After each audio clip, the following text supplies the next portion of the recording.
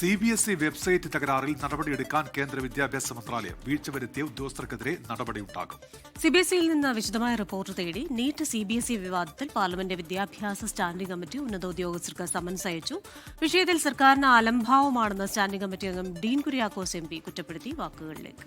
ഇത് ലക്ഷക്കണക്കിന് വരുന്ന വിദ്യാർത്ഥികളുടെ ഭാവിയെ ബാധിക്കുന്ന ഒരു പ്രധാനപ്പെട്ട പ്രശ്നമാണ് എന്നുള്ള ഒരു ബോധ്യത്തിലായിരുന്നില്ല ഇന്ന് വരെ നാഷണൽ ടെസ്റ്റിംഗ് ഏജൻസിയുടെ പ്രവർത്തനങ്ങൾ. അതിൻ്റെ പേരിലുണ്ടായിട്ടുള്ള അപാകതകളാണ് ഇവിടെ ഉണ്ടായിട്ടുള്ള വിവാദങ്ങൾ.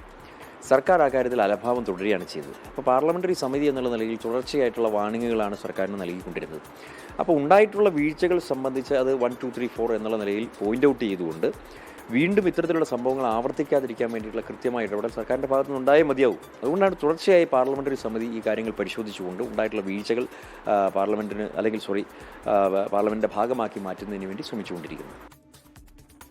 അച്യുതൻ ഡൽഹിയിൽ നിന്ന് ചേരുന്നുണ്ട്. അച്യുതൻ, വിവരങ്ങൾ എന്തൊക്കെയാണ്?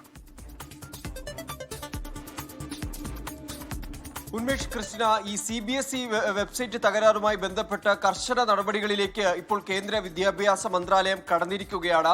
CBSEയിൽ നിന്ന് ഒരു വിശദമായ റിപ്പോർട്ടാണ് ഇപ്പോൾ വിദ്യാഭ്യാസ മന്ത്രാലയം തേടിയിരിക്കുന്നത്. ഇതുവരെ ഈ വിഷയവുമായി ബന്ധപ്പെട്ട് CBSE നൽകിയ റിപ്പോർട്ടുകളിൽ ഒരു അതൃപ്തി വിദ്യാഭ്യാസ മന്ത്രാലയം അറിയിച്ചിരിക്കുന്നു. ഇതിൽ വീഴ്ച വരുത്തിയ ഉദ്യോഗസ്ഥർക്കെതിരെ നടപടി ഉണ്ടാകും എന്നതാണ് മന്ത്രാലയം വ്യക്തമാക്കിയിരിക്കുന്നത്. മാത്രമല്ല, ഈ ഓൺ സ്ക്രീൻ മാർക്കിങ്ങുമായി ബന്ധപ്പെട്ട ആ സംവിധാനത്തിലെ ടെൻഡർ പ്രക്രിയയുമായി ബന്ധപ്പെട്ടുണ്ടായ ക്രമക്കേടുകൾ, അത്തരത്തിലൊരു ക്രമക്കേട് ഉണ്ടായോ എന്നുള്ള കാര്യം പരിശോധിക്കും.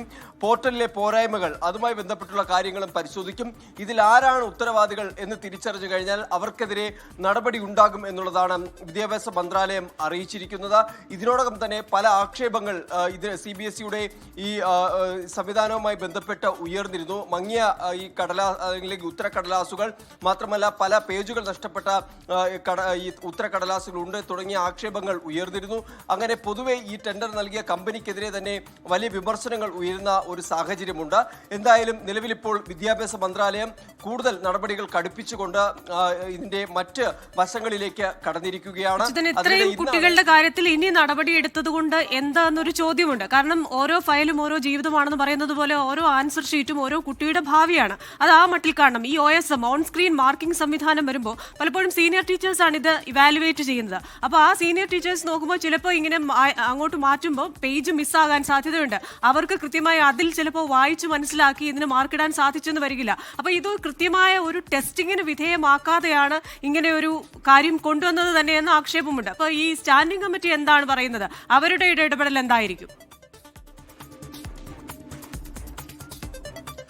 നിലവിലെ കൃഷ്ണ, ഇന്ന് ഈ നീറ്റ് വിഷയവുമായി ബന്ധപ്പെട്ടിട്ടുള്ള സ്റ്റാൻഡിംഗ് കമ്മിറ്റി അല്ലെങ്കിൽ വിദ്യാഭ്യാസ സ്റ്റാൻഡിംഗ് കമ്മിറ്റി യോഗമാണ് ചേർന്നിരിക്കുന്നത്. നാളെ ആയിരിക്കും CBSEയുടെ ഇതുമായി ബന്ധപ്പെട്ട ഉദ്യോഗസ്ഥർ പാർലമെന്റ് വിദ്യാഭ്യാസ സ്റ്റാൻഡിംഗ് കമ്മിറ്റിക്ക് മുൻപിൽ ഹാജരാകുന്നത്. ഇതിനോടകം തന്നെ ഉദ്യോഗസ്ഥർക്ക് ഈ ഒരു സമൻസ് ഇതിൽ ഹാജരാകാൻ പാർലമെന്ററി സമിതിക്ക് മുൻപിൽ ഹാജരാകാൻ ആവശ്യപ്പെട്ട സമൻസ് നൽകിയിട്ടുണ്ട്. ഇതിന്റെ അംഗമായിട്ടുള്ള ഡീൻ കുര്യാക്കോസ് MP വ്യക്തമാക്കിയത് നാളെ ഇവരിൽ നിന്ന് വിശദമായിട്ടുള്ള ഒരു വിവരം തേടുമെന്നുള്ള കാര്യമാണ്. ഒപ്പം തന്നെ ഈ ക്രമക്കേടുകൾ, ഏതെങ്കിലും ടെൻഡർ നൽകിയ കമ്പനിക്ക് വേണ്ടി ഈ ടെൻഡർ മാനദണ്ഡങ്ങളിൽ ഏതെങ്കിലും തരത്തിലുള്ള പരിഷ്കാരങ്ങൾ, അവർക്ക് അനുകൂലമാകുന്ന തരത്തിലുള്ള പരിഷ്കാരങ്ങൾ വരുത്തിയോ എന്നടക്കമുള്ള കാര്യങ്ങൾ കണ്ടെത്തേണ്ടതുണ്ട്. അതുകൊണ്ട് തന്നെ അതുമായി ബന്ധപ്പെട്ടിട്ടുള്ള വിശദമായ ഒരു വിവരം CBSEയിൽ നിന്ന് തേടും എന്നുള്ളതാണ് ഇതിന്റെ അംഗമായിട്ടുള്ള ഡീൻ കുര്യാക്കോസ് MP അറിയിച്ചിരിക്കുന്നത്. എന്തായാലും നാളെയാണ് പാർലമെന്ററി ഈ സമിതി യോഗം ഇത് CBSE ഉദ്യോഗസ്ഥരുമായി ചേരുന്നത്.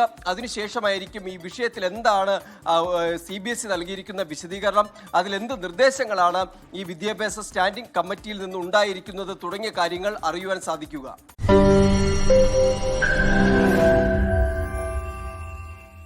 ലോകത്തെവിടെയായാലും ഏത് സമയത്തും 24 വാർത്തകളും ഓഗ്മെന്റഡ് റിയാലിറ്റി പാക്കേജുകളും എക്സ്പ്ലെയിനറുകളും വിശദമായി കാണാൻ ഞങ്ങളുടെ YouTube ചാനൽ നിങ്ങൾക്ക് സബ്സ്ക്രൈബ് ചെയ്യാം.